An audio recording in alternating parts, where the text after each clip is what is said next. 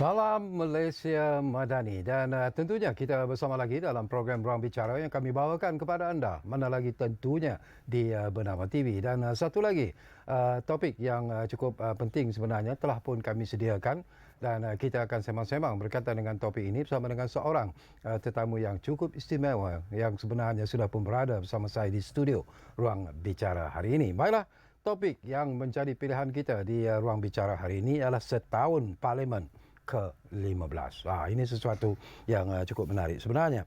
Dan tetamu yang sudah pun bersiap sedia bersama dengan saya di studio, saya ingin mengucapkan selamat datang semula walaupun dah lama agaknya kepada tetamu ini, iaitu yang berhormat Tan Sri Datuk Dr. Johari Abdul yang merupakan Yang di-Pertua Dewan Rakyat. Jadi Tan Sri, apa khabar? Alhamdulillah, alhamdulillah. Saya suka uniform apa ni, pengakap yang Tan Sri pakai hari ini. Jadi ini antara isu yang akan kita sentuh juga lah sebenarnya, kerana Tan Sri juga difahamkan adalah merupakan ahli Majlis Pengakap Negara. Betul ya Tan Sri ya? Betul.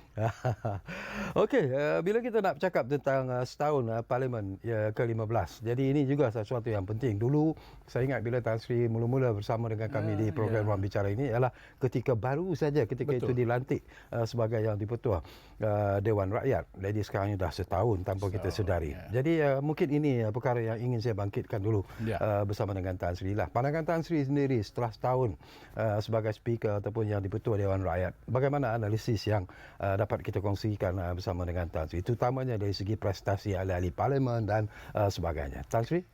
Terima kasih Datuk. Yang pertama sekali, terima kasih kerana menjemput saya sekali lagi. Ini macam nak cek performance kita lah ya. Mula-mula baru lantik, lepas itu sekarang dah setahun. Alhamdulillah, sudah tentu dalam masa setahun ini macam-macam yang berlaku. Betul. Dan saya bernasib baik kerana sebelum saya menjadi speaker, saya juga 3 penggal menjadi ahli parlimen. Dan 10 tahun membangkang, kemudian lepas itu menjadi kerajaan. Jadi ini membantu saya untuk memandu saya melihat bagaimanakah peranan parlimen itu dan peranan speaker itu sendiri yang di-Pertua sendiri. Alhamdulillah, yang pertama sekali saya melihat dalam 15 tahun saya berada di belakang dan melihat saya ada cita-cita untuk buat perubahan yang drastik ni sebenarnya. Jadi alhamdulillah apabila setahun ini saya melihat bahawa yang pertama sekali perkara yang saya amat-amat kita katakan gembira sekali lah, bahawa saya telah pun mencapai satu tahap di mana saya mendapat kerjasama daripada semua orang, pembangkang ataupun kerajaan. Hormat menghormati antara saya dengan mereka, wujud satu esprit de corps yang jelas di situ. Itu yang pertama. Yang keduanya, aktifnya jawatan kuasa pilihan khas Special Select Committee. Kita ada 10 Special Select Committee dan saya lihat daripada 10 itu kita dah ada 100 lebih meeting yang telah mereka lakukan. Dan ini sudah tentu menjadi suatu yang kita amat banggakan. Sebab peranan Select Committee ataupun jawatan kuasa khas ini adalah untuk membantu kabinet, untuk bentuk kerjaan. Ada isu-isu yang kadang-kadang memerlukan bantuan. Sebagai contohnya, bil yang sedang dibincangkan sekarang ini, iaitu isu raun undang-undang tembakau yang luas diperkatakan oleh masyarakat. Akhirnya kerajaan dan juga Special Select Committee ini duduk dan berbincang. Jadi dalam Select Committee ini kita ada 9 orang ahli parlimen dan 6 kerajaan dan 3 pembangkang. Tapi apabila mereka duduk dalam jawatan kuasa itu, mereka tidak dianggap pembangkang atau kerajaan. Mereka ialah ahli kepada Select Committee itu. Dan perbincangan ini amat-amat serius. Mereka boleh panggil sesiapa juga untuk appear before them.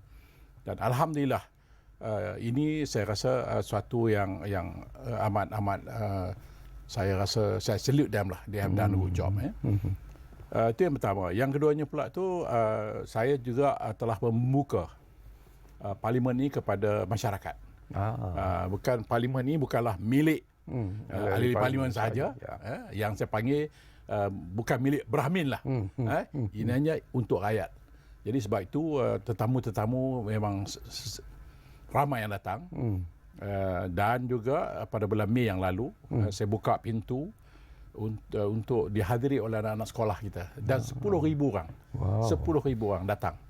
Dan ada yang membawa parents yang membawa anak-anak, dan saya bukakan pintu chamber untuk dia melihat di manakah persidangan berlaku. Ini semua. Kemudian di samping itu juga kita juga telah pun menerima satu keputusan oleh Kementerian Belia dan Sukan yang dahulunya program Parlimen Belia ini dikendalikan oleh Kementerian Belia. Tetapi akhirnya apa yang berlaku ialah kementerian telah pun menyerahkan tanggungjawab ini kepada Parlimen. Jadi saya rasa ini suatu yang saya amat excited. Bagaimanakah saya boleh menggunakan Parlimen Belia ini sebagai conduit, sebagai suatu yang akhirnya kita boleh melatih anak-anak muda kita yang berumur daripada 16 hingga 35 tahun ini. Akhirnya mereka insya-Allah selepas menjadi ahli Parlimen Belia, menjadi ahli Parlimen yang betul-betul menjadi ahli Parlimen selepas berada di situ. Satu yang excited, memang excited. Okey, menarik. Satu lagi persoalan, tapi sebelum itu saya juga ingin ingatkan kepada penonton-penonton yang sedang menyaksikan program Ruang Bicara pada hari ini. Jangan lupa anda juga sebenarnya kami beri ruang dan juga peluang sebenarnya untuk bertanya apa saja berkaitan dengan isu yang menjadi pilihan kita ini. Jadi seperti biasalah kami menyediakan dua talian kepada anda, iaitu di 03 2697 9767 dan satu lagi talian ialah 03 2697 9768, dan ini kita mendapat keizinan daripada Tan Sri, tak ada masalah sebenarnya. Baik, saya tertarik hati jugalah dengan apa yang Tan Sri sebut tadi tentang kejayaan yang dicapai apabila Tan Sri sendiri menjadi speaker ataupun yang di-Pertua Dewan Rakyat. Tetapi seperti mana yang kita sudah maklum juga Tan Sri, persidangan di Parlimen itu ditayangkan secara langsung sebenarnya. Artinya masyarakat dapat melihat sendiri tentang apa yang berlaku di dalam Dewan Rakyat itu. Tetapi kadang-kadang timbul juga insiden-insiden yang dalam bahasa yang mudah saya katakan tak sedap telinga mendengar dan kadang-kadang tak selesa mata yang memandang. Jadi kadang-kadang saya ingin bertanya lah kepada Tan Sri. Saya sendiri melihat sebenarnya wajah Tan Sri ketika mengendalikan situasi yang kadang-kadang out of control dan sebagainya, seolah-olah ahli-ahli Parlimen tidak menghormati yang di-Pertua ataupun speaker Dewan Rakyat itu sendiri. Apakah Tan Sri sendiri merasa bahawa kenapa ini berlaku sebenarnya, Tan Sri?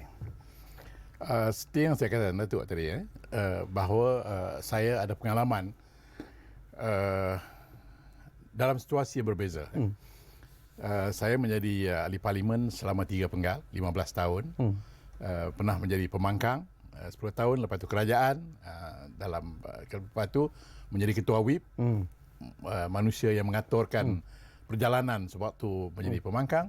Saya juga pernah menjadi adun di Kedah. Kemudian saya jadi ketua pemangkang di Kedah. Jadi pengalaman-pengalaman ini sebenarnya membantu saya melihat bagaimanakah kita nak kendalikan. Ini soal mengenalikan manusia yang namanya wakil rakyat ini bukan mudah. Bukan mudah. Sebab dia ada sentimen, dia ada manusia yang di dalam dewan itu mempunyai latar belakang yang berbeza-beza. Kan? Ada yang lawyer, ada yang doktor, ada yang bekas guru, ada usahawan, macam-macam. Jadi kita tidak boleh meletakkan satu benchmark bahawa expectation kita inilah. Sebab dia datang daripada berbagai-bagai latar belakang, pendidikan, pengalaman hidup dan sebagainya. Sebab itu kadang-kadang saya understand. Kadang-kadang bila dia bercakap itu, dia ingin menjadi seorang ahli politik. Sedangkan dia lupa bahawa dia sebenarnya menjadi ahli Parlimen yang membawa hasrat rakyat ke dalam dewan. Tapi dia terbawa-bawa, dia ahli politik. Sebab dia tengok kamera ni, 12-13 kamera ni sedang menghala pada dia. Fokus kepada dia. Fokus. Jadi dia pun main politik lah. Jadi kadang-kadang itu yang membuatkan saya remind. You dibayar untuk datang ke dewan, untuk berbicara tentang rakyat. Untuk diri you ni, you keluar lah. Bersyarah di luar lah. Itu bukan rakyat yang sponsor you. Tetapi the moment you masuk dalam, ini hak rakyat. Waktu ini waktu rakyat yang you kena bicara tentang rakyat. Namun pun begitu, ada juga orang yang menganggap bahawa dia tidak dapat membezakan waktu mana dia jadi ahli Parlimen, waktu mana dia jadi ahli politik. Pada momen dia masuk dalam itu, harapan rakyat dan masyarakat di luar, dia menjadi ahli Parlimen. Maksud ahli Parlimen tu dia kena ada decorum, ada tertibnya, ada cara berbicaranya, penggunaan bahasanya, hujahnya yang lunak, yang membuahkan diskusi yang baik. Tapi bukan mudah untuk dapat itu. Bukan mudah. Tapi satu persoalan jugalah. Kadang-kadang saya terfikir juga lah, kadang-kadang melihat wajah Tan Sri sendiri kita mengendalikan sesi perbahasan di Dewan Rakyat itu. Yalah, saya tahu Tan Sri marah sebenarnya, Tan Sri ingin membuat teguran. Agaknya lah Tan Sri, kalau seseorang itu berada sebagai speaker ataupun yang dipetua Dewan Rakyat, berkemungkinan tak akan kena penyakit darah tinggi sebenarnya. Kita ada sejarah. Ada sejarah bahawa ada seorang ahli yang dipertua meninggal waktu dalam servis, heart attack. Dan saya tak payah sebut siapa lah. Saya juga mempunyai teman-teman yang sebelum ni speaker yang juga kena heart attack dan dimasukkan dalam hospital. Because the issue yang gini sebagai seorang yang dipertua, kita ada 3 tahap dah. Tahap pertama sebelum kita masuk ke dewan, kita kena membaca. Jadi bil-bil apa yang akan dibawa. Sebab kalau speaker tak baca, dia sendiri tak tahu apa yang dibincang. Jadi dia kena baca dulu. Betul. Alih understand apakah bentuk perbahasan ini menjurus ke mana. Jadi lazimnya apa yang berlaku, setiap hari Jumaat saya akan panggil KSU kementerian. Kalau ada bil-bil yang berkaitan kementerian, brief saya. Apa benda yang sebenarnya you nak bawa ke mana? Jadi bila saya duduk di bench itu, saya dah boleh agak dah apa yang akan dibahaskan. Dan kalau saya kiranya ahli pembahas ahli parlimen tu keluar off tangent lah, lari jauh, saya kata patah balik sebab saya tahu. Maknanya episod yang pertama saya kena baca dulu. Episod kedua ialah semasa saya kenalikan. Jadi supaya kementerian mengharapkan bil ini diluluskan menjadi satu undang-undang. Jadi saya kena make sure. Kalau tidak, kalau dia digagal untuk diluluskan, dan masyarakat akan menjadi masalah. Sebab disebabkan oleh kegagalan kita meluluskan rang undang-undang ini tidak jadi satu undang-undang. Bayangkanlah kementerian-kementerian yang mengharapkan bil ini lulus. Tapi tak lulus. Sebab itu saya kena make sure timingnya, masanya, perbahasannya, semua tu, dan at the end of the day lulus. Ianya menjadi kita katakan mesti lulus sebabkan oleh kehendak kementerian. Isu yang ketiga ni paling parah ni. Kadang-kadang saya buat keputusan balik, kadang-kadang terfikir je, aku buat keputusan ni betul ke tidak? Betul. Dalam kepala tu ada. Jadi kadang-kadang ini yang menghantui kita. Kadang-kadang kita halau orang keluar. Kan? Dia tak dengar.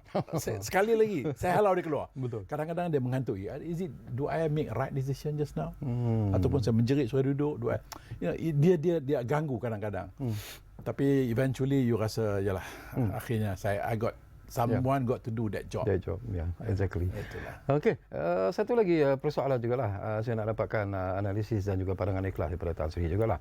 Dari segi kualiti perbahasan yang berlangsung setakat ini dah setahun sebenarnya, dan Tan Sri sendiri pun sudah mendengar pelbagai pandangan dan juga pendapat dalam perbahasan tersebut. Bagaimana Tan Sri menilai tentang kualiti perbahasan itu? Apakah setiap ahli parlimen yang menyumbangkan pandangan dan juga pendapat itu benar-benar memahami tentang apa yang ingin mereka bangkitkan, ataupun hanya kadang-kadang mengikut emosi disebabkan oleh kepartian yang bersifat kepartian itu? Sejujurnya ada dua isu di sini. Isu pertama ialah ahli parlimen masuk dengan memulakan dalam pemikiran dia sebagai ahli politik, orang politik. Jadi bila dia orang politik, dia ada parti dia. So dia nak meletakkan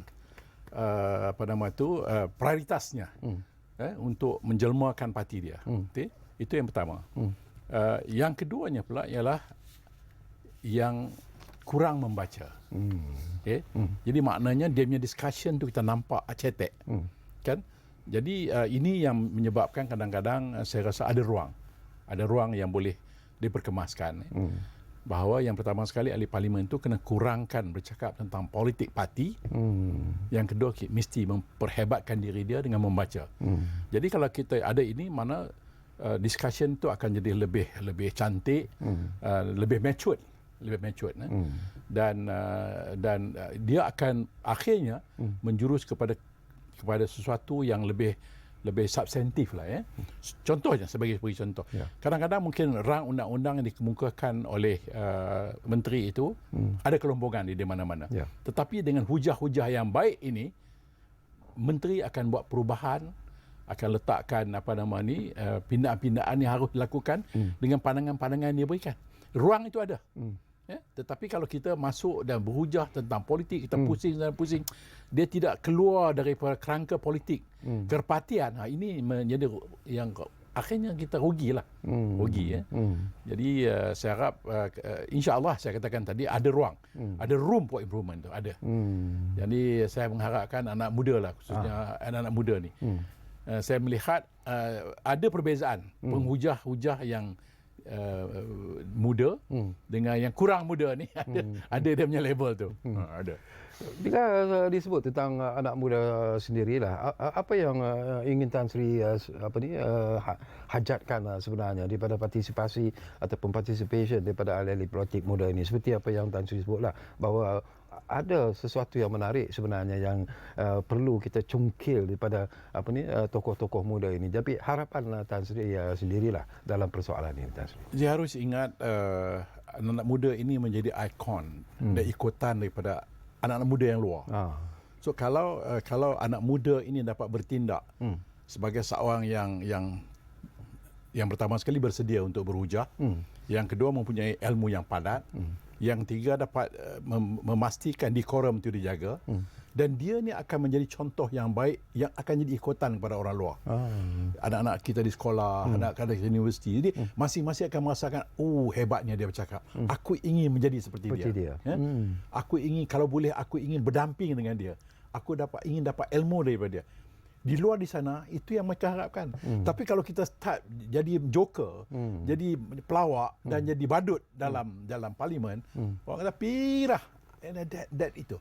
Akhirnya masyarakat akan menyindirkan diri mereka dari apa yang sedang berlaku dalam parlimen. Ini yang kita cuba elakkan. Supaya sepatutnya mereka merasakan inilah momen-momen yang aku nak dengar. Inilah momen-momen yang aku boleh belajar. Tidak, inilah momen-momen yang aku boleh benci sekali.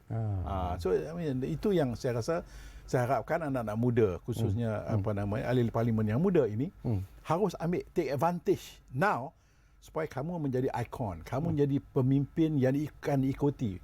Boleh bukan kerana parti kamu, tetapi oleh kehebatan kamu sebagai satu personality, sebagai figur dalam parlimen itu sendiri. Bila Tan Sri sebut tentang generasi muda ini sendiri, saya juga nak tahu tentang usaha dan juga pendekatan yang barangkali diambil oleh Parlimen Malaysia sendiri dalam melatih kepimpinan generasi muda ini. Baik, apa yang sedang berlaku ialah Menteri Pertahanan telah pun membuat pengumuman baru-baru ini yang PLKN 3.0 akan dibangkitkan, dia akan dibangunkan semula. Ya, undang-undang tu kita tidak pernah masukkan, undang-undang PLKN itu. Now sekarang ni menteri kata akan buat. Cumanya dia akan bermula bukan selepas mereka keluar daripada SPM. Tapi dia akan mula daripada mereka di Form 4. Khususnya mereka yang dalam uniform unit. Sebab itu saya pakai uniform ni. Mereka daripada Scout, dari Girl Guide, daripada Cadet, daripada sebagainya lah. Yang uniform unit ni, maka akan ada kurikulum yang akan dibentangkan pada mereka untuk nation building, untuk menjadi seorang warga negara yang baik. So akan diterapkan pada mereka menjadi pemimpin ataupun menjadi anggota kepada uniform unit ni. Baik, selepas saja mereka menamatkan SPM, apa yang dihajatkan sekarang ni sedang berlaku ialah mereka akan dimasukkan ke dalam PLKN. Ya. Dahulunya kita bagi sampai 90 hari. Sekarang ni akan dikompreskan kepada 45 hari saja.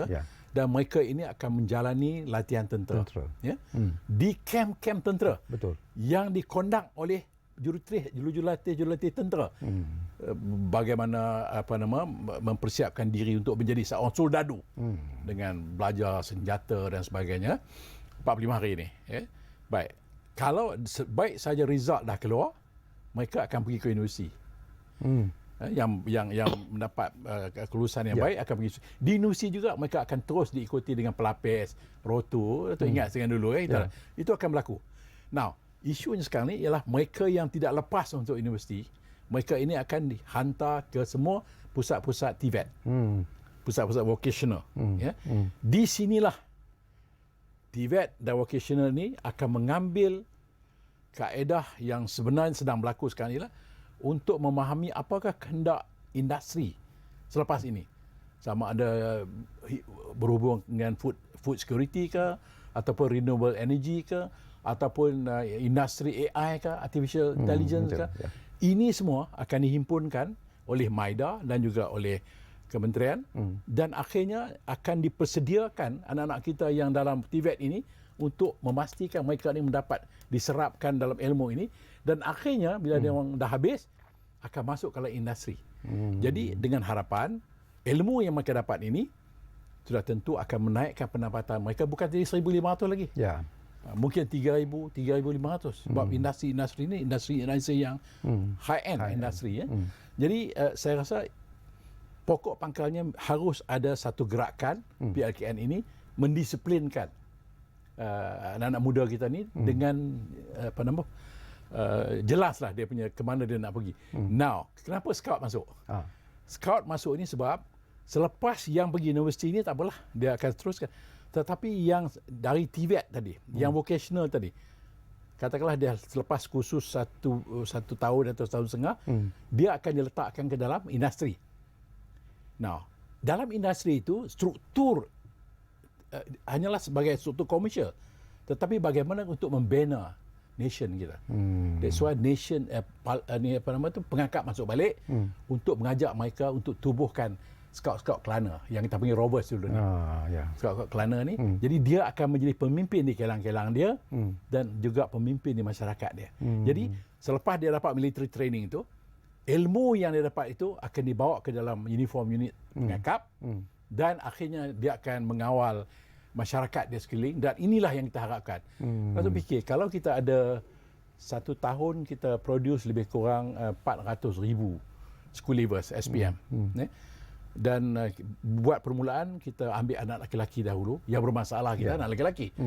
Yang perempuan ni tak apa kita tunggu dulu. Kalau 200,000 setahun kita train, kalau 5 tahun adalah 1 juta tu. Ya, betul.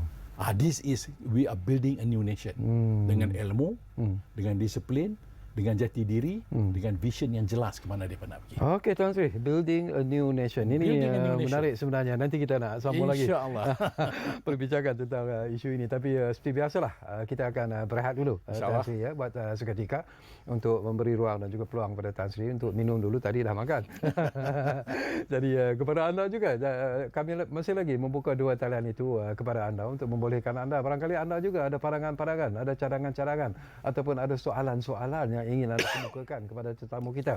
Jadi gunakanlah dua talian yang kami sediakan iaitu di 03 2697 9767 dan satu lagi talian itu dia jelas telah di kaca TV anda 03 2697 9768. Kita rehat buat seketika.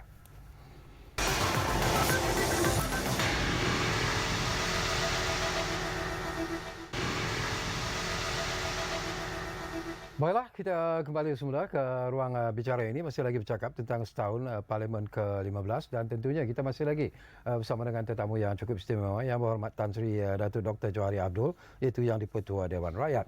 Baik, tadi kita terputus seketika. Tan Sri menyentuh tentang to build a new nation dan tentunya lah kita mengharapkan bahawa generasi muda yang ada sekarang ini mungkin juga perlu berubah daripada situasi yang mereka ada sekarang ini kepada satu situasi yang dianggap lebih mencabar, lebih advance, lebih maju dan mungkin akan dapat menyesuaikan diri dengan perancangan yang telah pun disusun atur untuk membina satu negara yang betul-betul baru sebenarnya dalam erti kata sebenar. Tan Sri, apa yang perlu mereka lakukan? Sikap perubahan sikap bagaimana yang diperlukan daripada generasi muda? Saya agak konservatif. Saya very conservative father. Sebab kita di universiti pun dulu tu kita melihat bahawa kalau dibiarkan kebebasan, itu yang saya ada pengalaman sebab saya ada 8 orang anak. Dan dari 8 ini 6 daripada anak saya doctors. Alhamdulillah. Jadi apa yang berlaku, saya art student. Isteri saya juga bukan doktor. Tetapi saya melihat kalau sekiranya parent itu meletakkan garis panduan yang jelas dan tough and strict about it. Kan? Dan insya-Allah kita akan menyaksikan anak-anak akan ikut. Tetapi kena tough lah. Ya. Jadi saya ibaratkan seperti air hujan yang jatuh ke bumi kalau tidak ada longkang. Air itu kan lari ke rata-rata. Tapi kalau kita sediakan groove, saya tak gunakan longkang lah, alur lah. Kan? Alur tu ada. Air yang masuk ke dalam alur itu akan boleh kita cernakan di mana kita nak.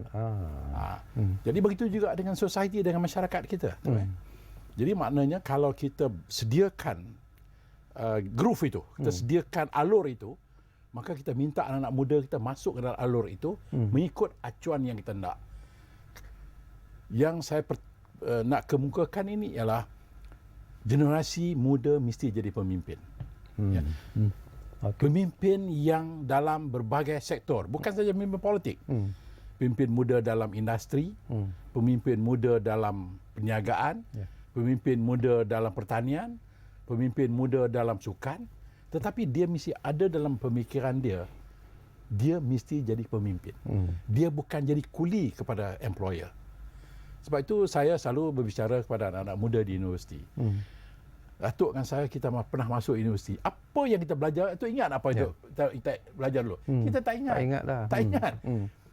Sebenarnya, proses mendapat ijazah itu lebih penting daripada apa yang kita belajar. Maknanya, kita kena pergi lecture, kena pergi editorial, kena buat assignment, kena buat thesis. Proses itu ialah mengajar kita untuk berdikari. Proses itu untuk mengajar kita berdisiplin. Bukanlah ilmu yang kita belajar itu. Bukan ilmu itu boleh dapat di mana-mana. Kita boleh baca internet dan sebagainya. Tapi itu proses tu. Physically you got to do it. Datuk kena hantar lecture, Datuk kena hadir lecture, kena pergi tutorial, kena buat seminar, kena pergi buat research, kena buat thesis. That proses tu mengajar kita untuk menjadi pemimpin. Jadi yang kita nak sekarang ni tanam dalam pemikiran anak-anak kita, khususnya di sekolah dan juga di universiti, kita mesti jadi pemimpin. Every one of us. Dan baru kita ada drive, baru ada keyakinan diri bahawa aku mesti begitu. Saya agak kadang-kadang ni agak terfikir, kenapa harus 200,000 anak-anak kita yang ada ijazah menganggur? Ini satu yang agak pelik. Sebab kalau kamu nak dapatkan sekeping ijazah dan mengharapkan ijazah itu akan mewarnai kehidupan kamu, itu salah. Ya, betul. Amat salah.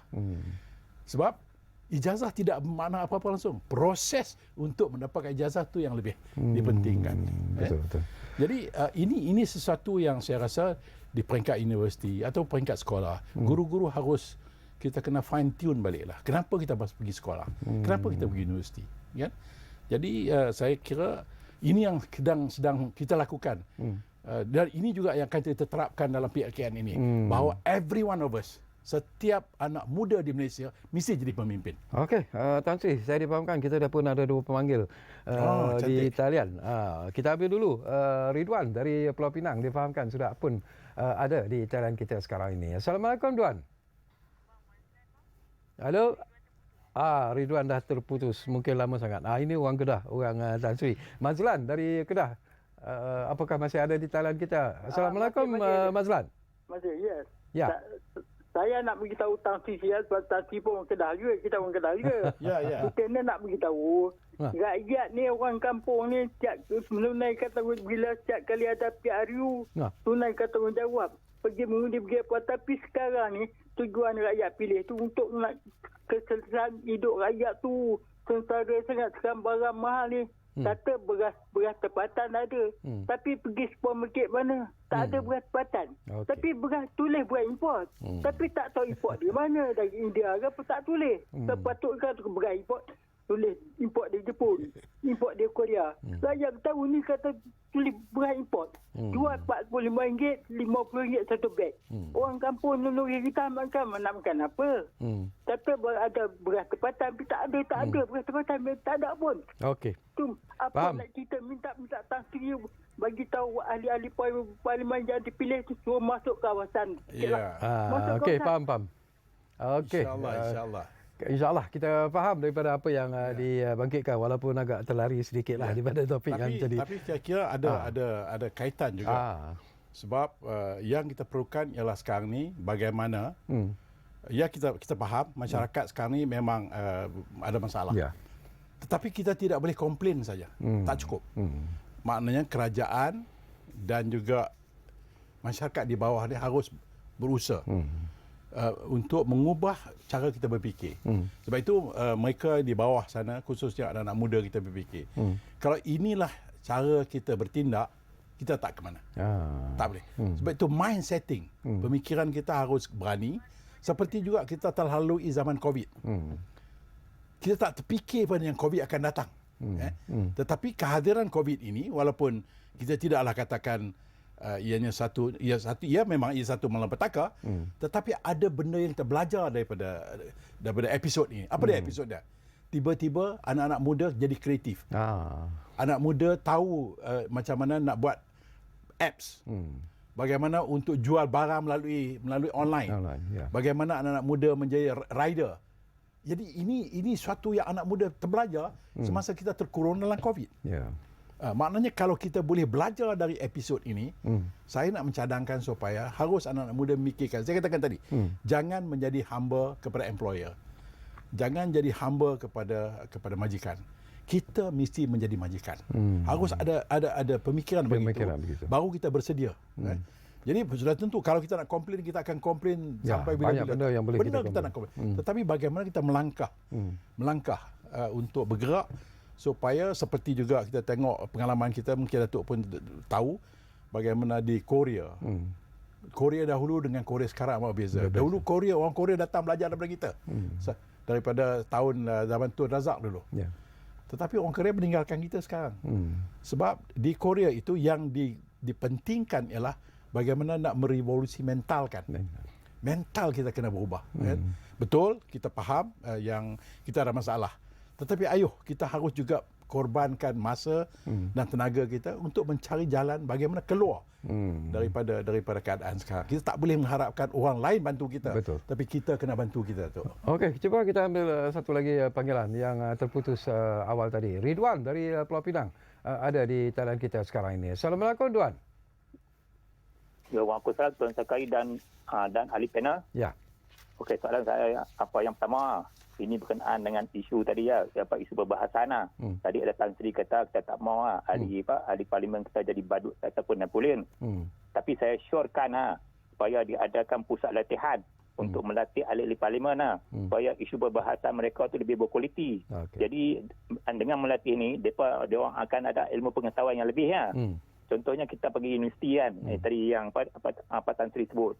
Bila kita pergi universiti, kita dilatih oleh pensyarah macam mana kita nak dapat ilmu tu kita pergi di kuliah, library, kita pergi di library, kita pergi cek buku itu cek di internet kan, ada macam-macam. Jadi bila kita buat kajian ataupun soal selidik pergi di lapangan, baru kita dapat impak isu-isu yang lebih berkualiti. Jadi kalau kita takat dengar bersembang di kedai kopi itu tak ada kualiti.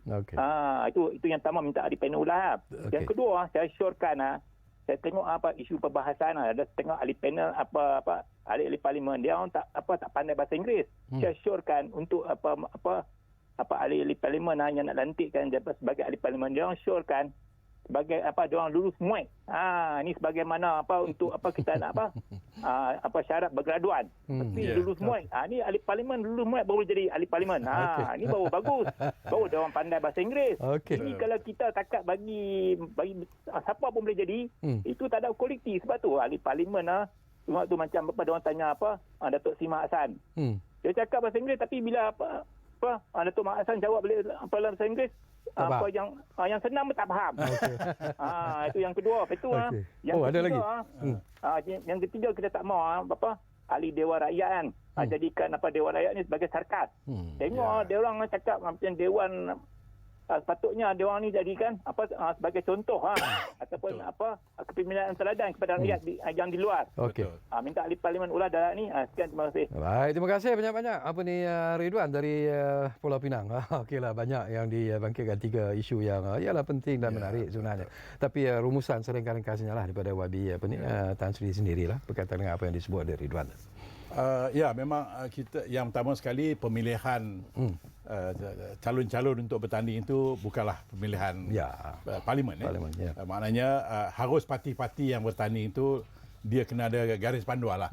Dia kena buat guideline, dia kena cari calon-calon yang berkelayakan lah. Mungkin dari segi akademik, macam Ridwan kata kalau boleh berbahasa Inggeris.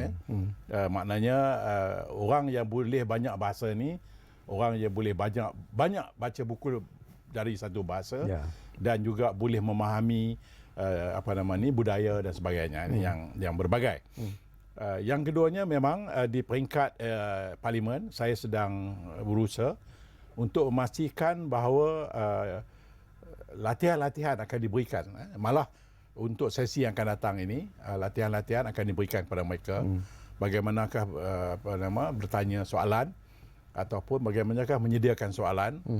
Dan sebelum lepas ini parlimen insya-Allah akan juga memperkenalkan parlimen belia seperti saya katakan tadi tahun depan 2024 kita akan mulakan proses untuk menyediakan parlimen belia yang lebih sistematik. Di mana anak-anak muda berumur daripada 16 tahun hinggalah mereka yang umur 35 tahun boleh bertanding untuk parlimen belia. Dan saya sedang sediakan kaedah untuk bagaimana mereka boleh bertanding. Sebab apabila dan akan jumlahnya 222 juga. Maknanya seperti apa yang berlaku dalam parlimen betul-betul berlaku di parlimen belia. Dan kita minta juga masyarakat juga terlibat dalam pelibatan untuk memilih parlimen belia ini. Maknanya masyarakat yang berumur 16 tahun ke 35 tahun akan jadi voter. Mereka ni akan jadi voter, pengundi kepada ahli parlimen belia yang akan mereka hantar ke parlimen. Jadi ini dengan sekaligus memberikan training, latihan kepada anak-anak muda ni. Dan kita berdoakan sekiranya dia masuk menjadi ahli parlimen belia, dia belajar dari situ. Dan harapan kita dia balik esok dia boleh menjadi ahli parlimen yang betul untuk masuk pada parti yang dia suka. Akhirnya mungkin kita dapat melihat anak-anak muda kita akan penuhi parlimen kita, tetapi yang kualitinya amat berbeza dengan apa yang ada sekarang. Okey, menarik. Baik, kita kembali bercakap tentang the new nation and the new generation sebenarnya. Baik, YB, ialah kebetulan sekali YB juga merupakan ahli majlis pengakap negara dengan uniform yang begitu lengkap dan cantik dan hebat daripada mata memandang. Tetapi kenapa agaknya YB Tan Sri merasakan bahawa YB ingin melibatkan diri dalam pergerakan pengakap negara ini? Sebenarnya apa yang ingin YB capai dan juga sampaikan? Saya lihat di antara uniform unit yang pertama sekali mempunyai sejarah yang panjang, yang kedua yang mempunyai connection seluruh dunia, dan kita ada lebih kurang 58 juta pengakap seluruh dunia, 58 dan di Malaysia sekarang ni ada yang telah berdaftar dengan pengakap Malaysia ialah lebih kurang 300,000.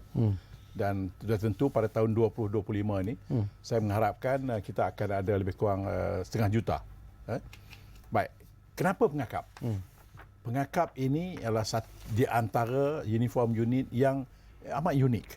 Sebab dia ni amat universal. Jadi untuk itu kita cuba terapkan kepimpinan di sini. Dan memang itu pun objektif dan mission kita untuk membina sasiah, untuk membangun karakter. Dan sebab itu kalau kita tengok sejarah dunia, kebanyakan pemimpin dunia ni ada kaitan dengan pengakap ataupun dia pernah menjadi pengakap. Malah kita KSN kita dan juga King Scout dan ketua pengarah pendidikan dulu pun King Scout. So itu yang pertama sekali itu. Yang keduanya ialah saya ingin melihat supaya masyarakat ni lebih berdisiplin, lebih guided society lah. pengakap, kita jumpa pengakap, kita salute. Ya. Kita menghormati. Apatah lagi dia senior kita. Jadi itu elemen yang harus diterapkan dalam masyarakat. Dan apatah lagi kalau kita menjalankan projek-projek bersama. Datuk mungkin kita ada jamburi, kita ada job week dulu, dan kita merasai anak seorang pegawai tinggi kerajaan pergi kampung cuci kereta ataupun cuci laman. Itu saya ingat dulu masa kita mengakap dapat RM1 dengan itu kita dapat kutip. Ini semua sebenarnya membina sasiah kita, karakter kita. Mana mungkin kamu seorang, dan malah kita pernah tengok Tuanku Agong beritahu saya baru ni yang dia juga dulu pernah jadi scout dan dia pergi buat job week di kampung, orang tak tahu dia anak raja. So dia ingat sampai sekarang. Agong ingat sekarang. Bagaimana dia rasa itu momen-momen yang dia rasa cukup ni. Jadi maknanya sekarang inilah yang kita cuba terapkan. Tetapi berbalik kepada macam Datuk kata nation building, masyarakat mesti diregimented kan. Kita tak boleh membiarkan air hujan turun ke bumi akhirnya hilang. Air hujan turun bumi ini mesti kita gelungkan. Dan gelung ini kitalah yang tentukan ke mana kita nak bawa. Dan saya juga yakin pendapatan negara kita ni, kita negara yang negara kita ni dalam bahasa Inggerisnya blessed with milk and honey. Kita ada segalanya. Kita jauh daripada malapetaka, jauh daripada tsunami, kita jauh daripada gunung berapi, kita jauh daripada segala-galanya. Dan kita mempunyai cuma 32 juta jiwa saja. Dan dengan rahmat yang Tuhan turun pada kita, kita ada minyak, kita ada gas, kita ada tanah yang subur, kita peninsula. Mana laut keliling kita yang ada ikan, yang ada udang, ada sotong, dan kita ada masyarakat yang berbagai. Dan ini sebenarnya kekuatan kita. Tapi bagaimana kita tidak boleh gunakan ini semua untuk melonjakkan kita ke satu tahap yang lebih baik daripada sekarang. Jawapannya kita tidak berdisiplin. Kita tidak organize. Jadi kalau kita ada disiplin, maknanya sebab itu beza dengan orang awam dengan tentera. Tengok apabila seorang tu dah habis tentera, dia balik ke kampung. Dia duduk dalam kampung. Tapi berbanding dia dengan orang awam, berbeza tu. Berbeza sangat. Cara dia berfikir, cara bertindak. Maknanya dia terlalui satu proses untuk mendisiplinkan diri dia. Bila yang disebut tentang disiplin, ini pun satu perkara yang perlu diberi perhatian juga. Kalau kita lihat kepada perubahan kehidupan itu sendirilah. Mungkin zaman saya menjadi scout dulu, menjadi pengakap dulu, mungkin keadaan sosial berbeza, kehidupan juga berbeza. Yalah, kita dari kampung dan sebagainya, bersekolah juga di sekolah kampung. Tetapi bila saya bersekolah di Singapura misalnya, saya mendapat satu perubahan yang begitu luas sekali bila kita bercakap tentang pengakap itu sendiri, apa yang dilakukan. Jadi apakah satu perubahan yang drastik perlu difikirkan sebenarnya dari segi konsep pendekatan untuk membina persatuan-persatuan beruniform ini sebenarnya? Dia kena bermula dari sekolah. Sekolah cikgu. Sebab itu saya telah pun berbincang dengan kawan-kawan supaya sekolah membuka ruang. Sekolah kalau boleh, kita ada satu sekolah di satu tempat yang murid-muridnya semua scout. Semua scout. Dan aktiviti dia aktiviti pengakap. Dan sekolah itu berjalan dengan lancarnya. Sebab dia ada disiplin. Kan? Dia tahu code of conduct. Kan? Code of conduct. Jadi bayangkanlah kalau kita ada 1,000 orang murid yang semuanya pengakap. Saya ingat masalah ni bukan tak ada, tapi kita boleh kurangkan masalah disiplin. Kita boleh kurangkan masalah sebab dia scout ni kita bahagikan per troop leader. Kan? Setiap troop jaga masing-masing. Itu ingat kan dulu troop leader kita. Dan kita menghormati senior kita yang ada badge banyak. Lagi banyak badge di baju dia, lagi kita tahu yang dia telah lalui berbagai-bagai kursus kan. Jadi ini semua menjadikan kita masyarakat yang lebih tersusun lah. Tersusun. Dan untuk itu kita bukan negara militer macam Korea ataupun macam Taiwan, tapi kita harus ada platform untuk mendisiplinkan society ini. Dan inilah saya rasa di antara yang sedang kita terapkan dalam masyarakat kita.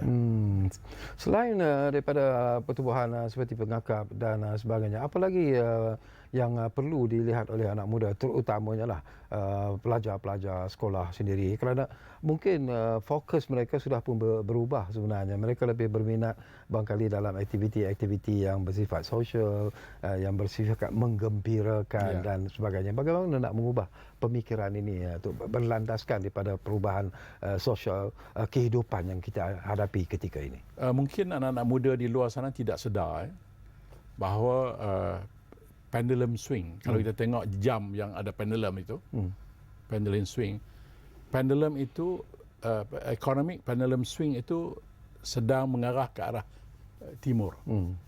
Semua data-data menunjukkan bahawa timur ini, sebelah dunia timur ini akan menerima kebangkitan ekonomi yang luar biasa. China, Korea, India, Indonesia, termasuklah negara kita di Asia Tenggara ini, sedang bangun dan bangkit sebagai gergasi ekonomi. Akan berlaku. Akan berlaku. Soalnya sekarang ini, apabila negara-negara jiran kita berlaku, kita di mana? Kita Malaysia ni di mana? Sebab itu saya kata inilah waktunya, sementara swing itu sedang berlaku, kita harus mengambil kesempatan ini untuk mempersiapkan diri kita. Sebab itu saya kata, bila saya melawat satu universiti di utara, dan VC, Vice Chancellor mengatakan bahawa 72% daripada mahasiswa, pelajar dia terdiri daripada anak-anak perempuan. 72%. Maknanya tak sampai 28%. Kita 28% laki-laki. Sedangkan yang lulusan SPM ialah 50-50. Isunya di mana lagi anak-anak laki-laki ini? Di mana? Kita tak tahu. Tapi yang jelasnya mereka ni banyak yang terlibat, sama ada dalam gig economy, yang menjadi rider dan sebagainya. Tapi harus ingat, kamu dapat RM100 sehari hari ini, sebulan RM3,000. Tapi itu amat sementara. Ya, betul. Amat sementara. Sebab gig economy tidak akan bertahan selama-lamanya. Dia kita memerlukan academic qualification. Kita memerlukan latihan yang mantap. Kita perlukan paper qualification, dan saya sebut tadi proses pembelajaran itu mesti berlaku. Saya tak sebut semua orang yang ada degree itu kaya, tidak. Tetapi semua orang ada degree itu confident level dia lain. Dan kepribadian dia agak lain dengan orang yang tidak ada degree. Peralihan yang diumumkan oleh ataupun ditekankan oleh kerajaan Tan Sri, bila kita sebut tentang education system itu, peralihan ke arah TVET, pendidikan TVET itu, apakah Tan Sri melihat itu sebenarnya akan memberi satu sumber yang mungkin itu game changer. Itu game changer. Sebab mempunyai qualification TVET ini, vocational training ini, akan memantapkan kita. Sebab mesti ingat, apabila bayangkan kita ada 170 bilion investment dari China yang datang.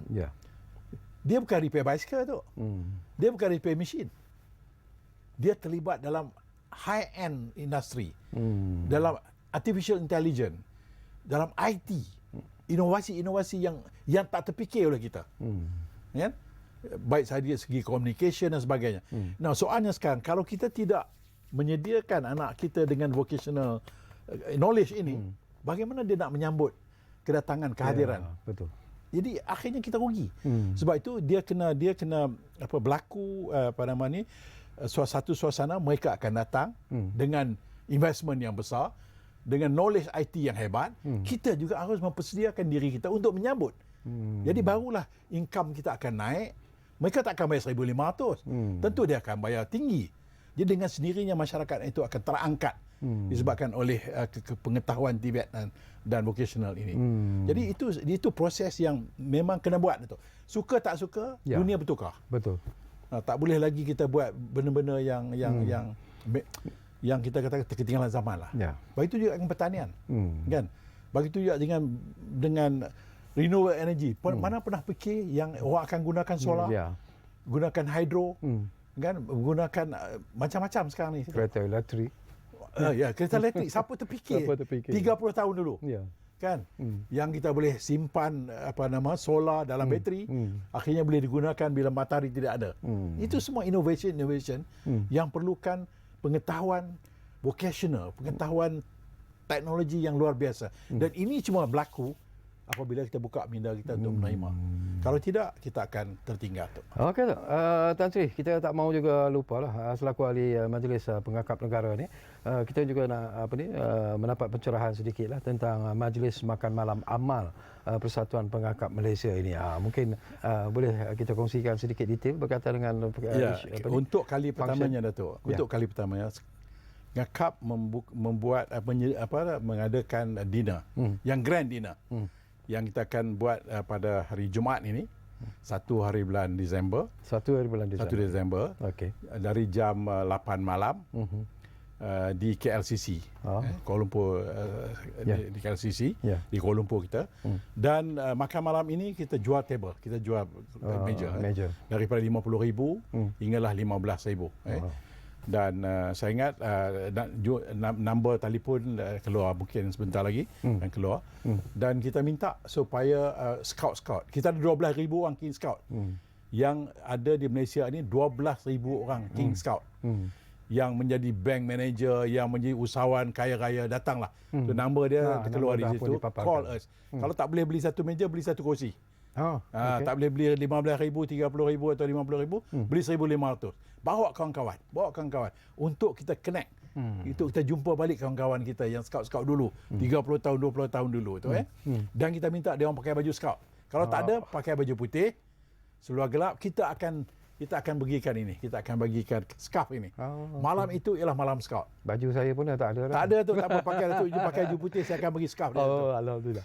Supaya kita kembalikan feeling kita, kembalikan balik nostalgia kita yang kita berpengakap, dan ini boleh kita jadikan contoh pada anak-anak kita ke masa depan bahawa walaupun bapa dah berumur, tetapi bapa masih lagi cinta pada scout. Once scout, it's always a scout. Kita pun tarik Datuk pun. Kita tarik dulu. Jadi datanglah ramai-ramai siapa yang dengar siaran ini. Nombor telah keluar tadi. Saya minta sangat-sangat supaya datang ramai-ramai.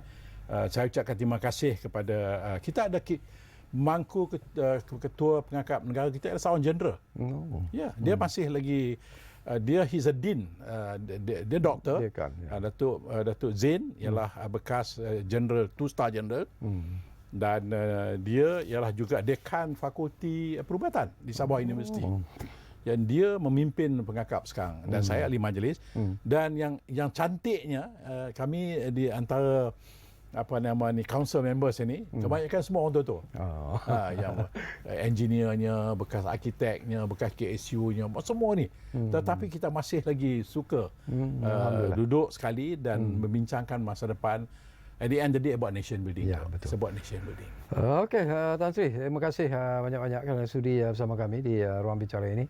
Sebenarnya banyak lagi persoalan yang ingin saya kongsikan, tapi the next discussion barangkali Tan Sri, kita datang lagi, kita duduk lagi kerana saya nak tahu sebenarnya perancangan yang dirancang oleh Tan Sri, terutamanya bila cakap tentang Parlimen Malaysia itu sendiri, terutamanya menjelang tahun 2024 nanti.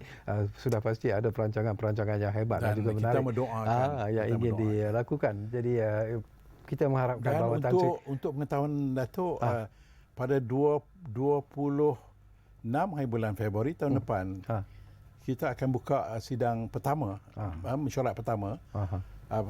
Besok adalah hari last day untuk tahun ni. Tapi kita akan buka balik pada 26 Februari tahun 2024 dan menerima kehadiran agung baru. Betul. Saya amat excited dan kita ucap terima kasih kepada Tuanku Agung sekarang yang akan pulang ke Pahang. Jadi akan ada tu change of guard. Jadi malah kita mengucapkan terima kasih kepada Tuanku, terima kasih kepada Tuanku Agung sekarang yang telah menjalankan tugas yang amat hebat. Dan sentiasa berbincang dengan semua pihak. Sama hebat, Agung yang hebat. InsyaAllah. Baik. Terima kasih sekali lagi kepada Tan Sri dan terima kasih kepada anda juga yang menumpukan perhatian bersama kami di program Ruang Bicara ini.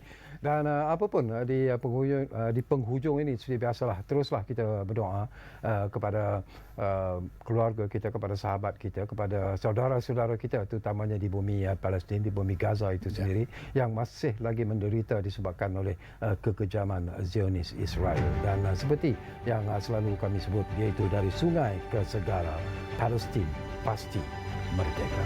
Kita jumpa lagi.